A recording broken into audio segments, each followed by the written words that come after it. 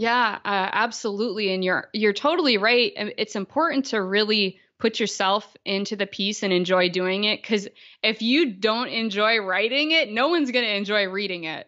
So I think the biggest thing to begin with is set an intention, relax your mind, and shut off your phone and distractions, and really set yourself up to dedicate at least 40, maybe 80 minutes at your computer. So your headspace is there to begin with.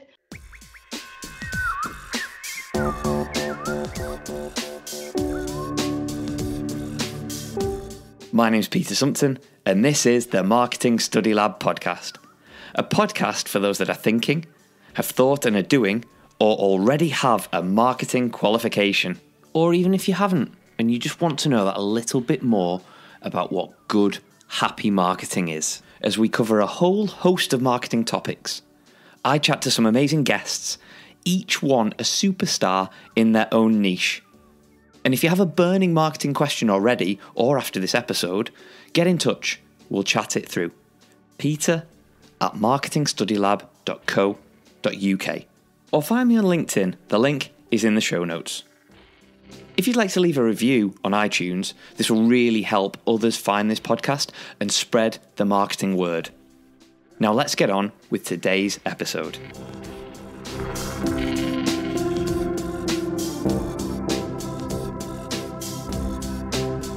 Who's in your tribe? What the hell is a tribe? We'll find this out later, but first we're going to have a chat with Angela Ferrari. Angela is a children's book author, illustrator, but also the creator and host of Story Spectacular, a twice-weekly children's podcast featuring characters such as Nutty the Squirrel and FluffleStiltskin. I love that name, it's brilliant. I'm sure I've got a toy called that. Anyway, don't let this fool you. Behind all this imagination and creative characters, Angela is serious and passionate about what she produces for both parents and children. This left me with only one question to start.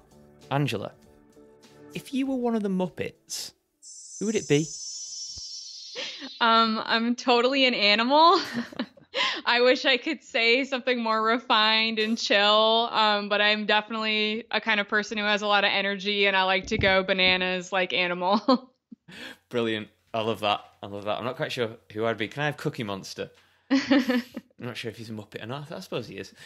Anyway, moving on. What's the story that's brought you to this stage of your career as a host and creator of children's story podcast, Story Spectacular? Sure. So after I graduated college, I had a degree in studio art, and I didn't really know what to do with that. I moved down to Portland, Maine, where I live now. This is Maine's little big city. And I started out landscape painting and started my career out selling in coffee shops and restaurants, and have done that for the past 8 years. That's how I've primarily made my living. But I was feeling this strong pull to tell stories. I felt like I had more to say and more to give. So I really wanted to expand my artistic endeavors and try my hand at writing books. And so I dipped my toe into that. I started going to lots of conferences, learning about the process of traditional publishing, meeting with agents, editors, fellow writers. And I even sent my stories out to traditional publishers. You'd send one out, you'd wait 3 to 6 months to hear back if you got a response at all. And one by one, my books kept getting turned down. I was determined to keep going, though, and find a way to do it. And then I kind of had this one crazy pivotal moment that made me decide to go a different path. It was one day I went to a conference with a panel of agents and editors, and one by one, each writer would submit a piece of writing for them to read. They'd read in front of the group, and then one by one, they'd raise their hand where they reached the point in the manuscript where they would pass and throw it in the trash pile. And every single person that submitted a story, they got turned down.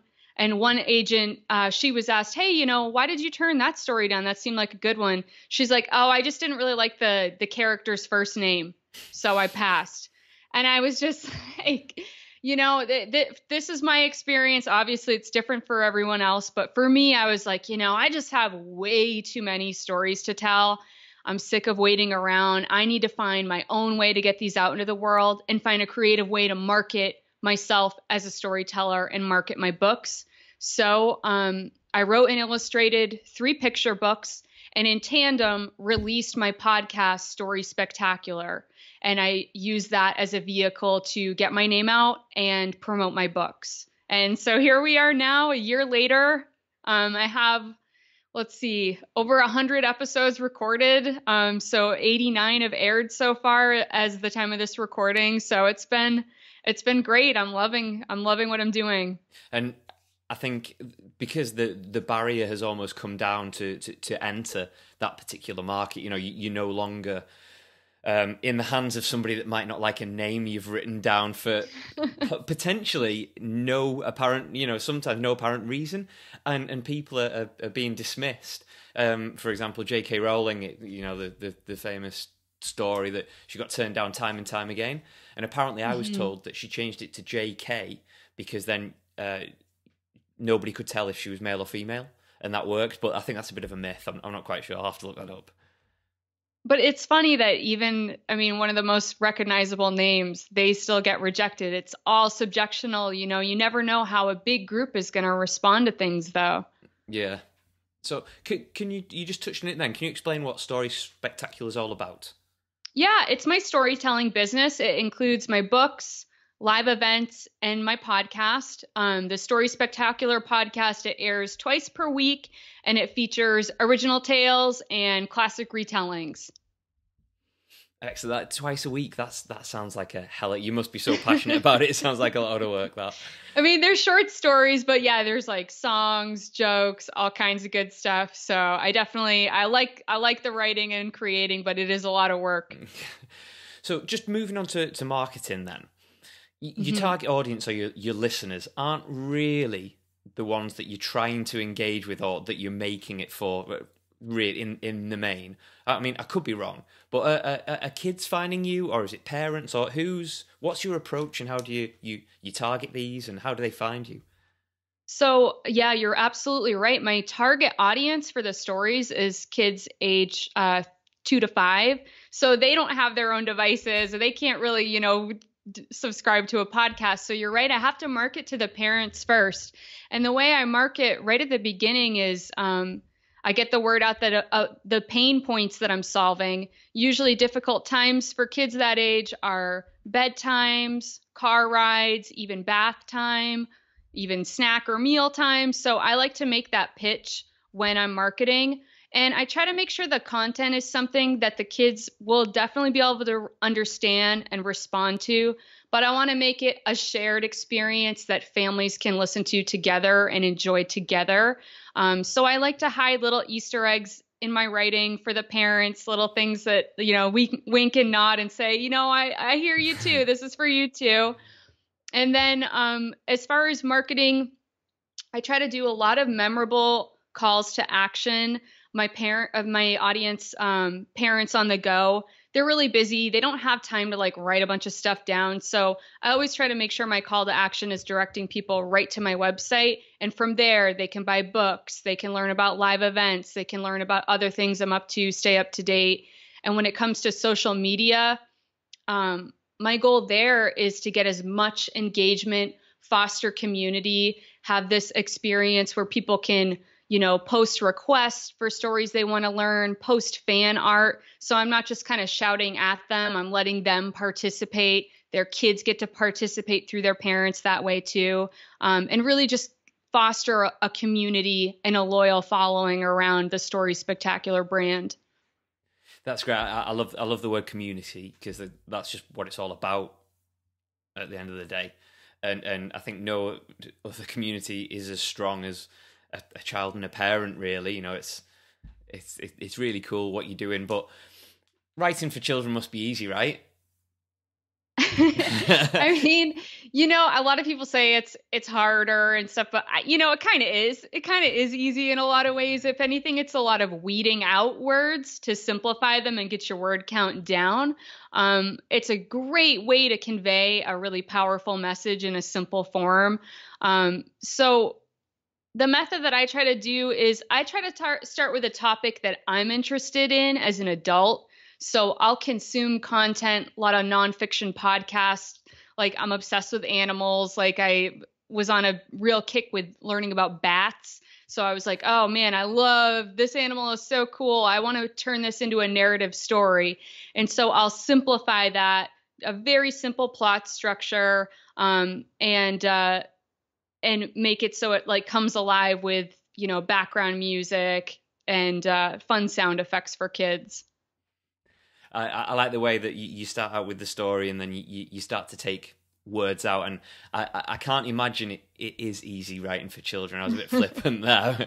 I'm pretty sure it is a real specialist skill that you must be passionate about, because I can imagine sometimes writing the simple stories could drive you a bit crazy. Yeah, it's definitely, it's counterintuitive from any other kind of writing you do. So is there a difference between writing for audio rather than writing the written word? So when I'm writing a book, I get to use illustrations to help me tell the story. And again, like the trend with kids' books now is like the lower the word count, the better. But when it comes to podcasting, they don't have the illustrations to rely on. So you definitely have to add, more exposition, more descriptive words. But in a lot of ways, I've learned to illustrate with sound, with soundscaping, Foley sound effects, and even just varying my voice so you can distinguish between the characters without having to be like the bear said or the kid said. You can tell, further on down the road who's talking. So I've learned a lot along the way, but it is a different type of writing. So do you do all the voices yourself? Yeah, yes, I do. At least for season 1, that was true. And now season 2, I've been inviting a lot of other kids podcasters to come on my show. And so I get some help doing that too. And that's also been a great way to promote each other's podcasts and share audiences, get the word out about podcasts, and get some extra help. That's such a cool idea. I love that idea. How do you get feedback? I guess it's from adults, but do you get any from children? Yeah, I do a lot of live events, and I look at that not just as a way for promoting myself and, getting to go perform in front of kids, but I see that as a great opportunity to get feedback and to tweak things. I love how honest kids are. They'll, interrupt you in the middle of something. And I appreciate those pauses because it tells me I'm losing momentum. I need to find a way to tweak my routine for next time. They're asking for clarification. So I got to make sure, I'm tailoring my content so it's just right for them. Okay, and from an adult's point of view, then, I can imagine. I haven't got any children, but a lot of my friends have, and I can imagine your stories almost become addictive to them or for them as well, and being engaged with it, especially you've got 80 odd and up to 100. Do you get much feedback from the adults saying, "Can you do this?" or "Can you add that?" or "This was great"? Yeah, especially I try to be really active on social media, and then I get a lot of feedback through iTunes reviews. So it's good to know, especially to hear from parents when they like to put the podcast on and what pain points I wasn't even thinking of. Like the biggest one I keep hearing is, oh, especially at bath time, my kids will listen to it when they're in the bath. And I didn't even think of that, when I was originally writing this. So then I just recently did an episode about 3 otters in a bathtub and a little bathtub song because of the direct feedback I was getting from parents. I just love that. It's just 3 otters in a bath. Yeah, let's have a story about it. Just brilliant. What's your favorite story? What's your favorite story that you've done? My favorite one is an homage to the area where I live. It's called Lawrence the Lighthouse. It's inspired by my favorite lighthouse, the Portland Headlight. and it's about a lighthouse that's afraid of the ocean, but shenanigans ensue and he ends up in the water, and his life outlook is completely different by the end of the book. It's a really cute story. Who doesn't love shenanigans? Everybody loves them. Afraid it's just serious for one moment here. Not that isn't serious. It is serious. I mean, a lighthouse that's afraid of the water, you don't get much serious than that. But one thing I try to get across to students is that they can be creative when they're writing their assignments, which can be difficult because they want to be focused and structured and methodical. But I always say, be creative and stand out. And you're clearly creative. Any tips on getting into that creative mindset? Yeah, absolutely. And you're totally right. It's important to really put yourself into the piece and enjoy doing it, because if you don't enjoy writing it, no one's going to enjoy reading it. So I think the biggest thing to begin with is set an intention, relax your mind, and shut off your phone and distractions, and really set yourself up to dedicate at least 40, maybe 80 minutes at your computer. So your headspace is there to begin with. And then try to find ways to incorporate your own emotions and passions into your work. Even if those references don't directly or literally show up in the final product, they're a great jumping off point for you. So for example, I have a writer's blog, and recently I wrote an article all about my experience collaborating with other podcasts. And I have a passion for adorable dogs too. So I did a lot of analogies to dogs and the way dogs play, and a lot of cool visual aids. It made the piece really, really fun, way more shareable, way more likely to get more engagement and people to read. But I also got my main points across in a very, structured way at the same time. So it made the piece way stronger by doing something that was fun for me. That's a great point. I'll be using that in workshops later on. Just if you're having fun writing it, and I know a lot of people listening to this will be thinking, how can I have fun while I'm writing this? But you can. You need to be passionate. You need to be engaged with it, and that'll come across in your writing, like it clearly does with your stories. Are you ready for some quick fire questions? Yeah, bring them on. Fantastic. Name one must-read business book. Okay, the one I started out before I started this whole storytelling venture was Big Magic by Elizabeth Gilbert. A lot of people recommend it, but it's a cliche for a reason. This book is jam-packed with pragmatic but inspirational advice if you want to set out on a creative business. Excellent. What was the last thing you Googled? I recently Googled this site called School Visit Experts. So it's like just this awesome resource for how to put together a great author visit. But it just reminded me again how many amazing resources there are out there for free, and that we're living in such a cool time where we have access to all this stuff. Yeah, absolutely. And sometimes it can be a bit of a minefield, but when you don't have to use them all, but when you find those 2 or 3, you just got to keep hold of them and really utilize them. Yeah. Speaking of that, what is your most used app at the moment? Right now, I use Duolingo every day. I'm brushing up on my Spanish and French, and I think that's a really fun app. Oh, so are you going to start doing stories in different languages? I have a couple in the works that have a couple different vocabs of different languages. So yes, it is in the works. Oh, brilliant. What would be your one tip for people who are studying at the moment? My biggest tip, and I wish I learned this earlier on because it would have made my life so much easier. You have to stick to a good, healthy routine if you want to be productive. Again, setting aside those distractions, really dedicating the mind space to put in the time to do some work and be consistent with that routine and with that practice. I think it's the key to success. Yeah, I completely agree. So final question. When you wish upon a star, what are you wishing for? Oh, man. I mean, once I got my books out into the world, that was a wish come true. And so now my wish is that I can keep going with this, I want to climb higher and be a storyteller for as long as I can.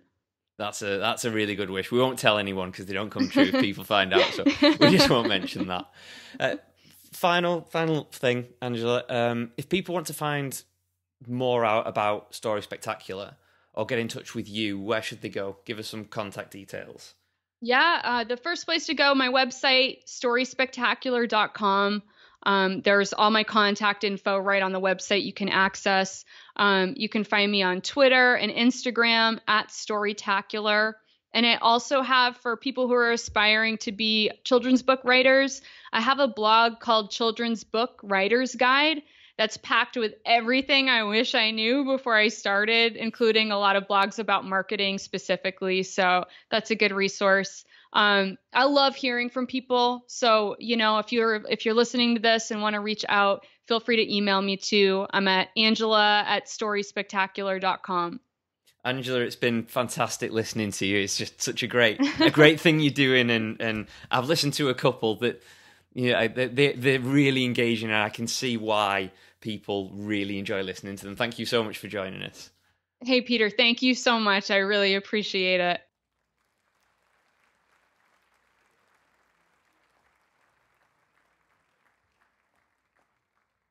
Big round of applause there for Angela. Thanks for joining us again. So here are my takeaways from that fantastic conversation. What are the pain points of your audience? Can you help solve them?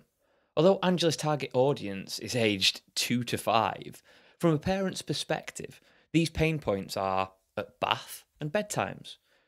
So the stories Angela tells and writes and portrays on Story Spectacular are aimed at these parts during the day.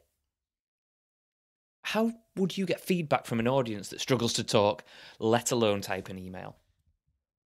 Angela makes the most of her audience at live events to get feedback in real time, allowing her to tweak stories and elements that may not be working. But from a parent's point of view, Angela is very active on social platforms and receives a lot of feedback via iTunes reviews, which is interesting because it shows that feedback can be gathered in many different ways, and usually the best is where it's easiest to engage with a company. And it's clear that Angela's consumers find it easy to engage with her through iTunes reviews.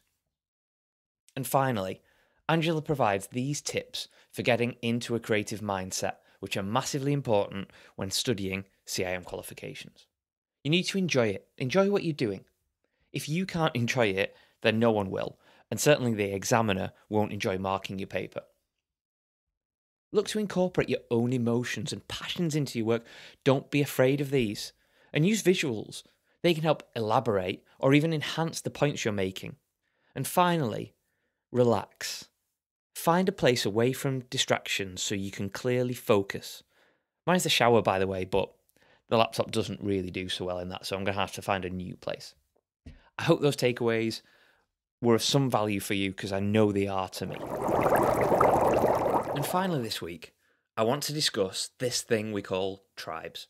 Now, a tribe nowadays, interestingly enough, hasn't really changed since we were living in caves. It's just the location has differed. Although some people might say a lot of people that are online at the moment do live in caves. That's for another day. Where you may segment your customer base into different categories, a tribe is classed slightly differently to that, in that it means a group of individuals who are linked by their social interests. Today, these tribes are all over the internet, as it's the perfect place to find people with the same types of varied and niche interests as yourself, particularly on social channels that allow you to even set groups up like we do offline for people that may find your hobbies and passions of interest to them as well. Tribes can be ginormous, they can be small. Every type of size of tribe is out there. What's your tribe? What are you interested in? Can your organization help that tribe and get involved in it? Take a look, have a look at Facebook. That's probably the best one to have a look at. Have a look at the different groups, the niche groups for particular products, services, hobbies that your organization can get involved in. Don't try and sell things on it. Just help them. Be of value to that tribe.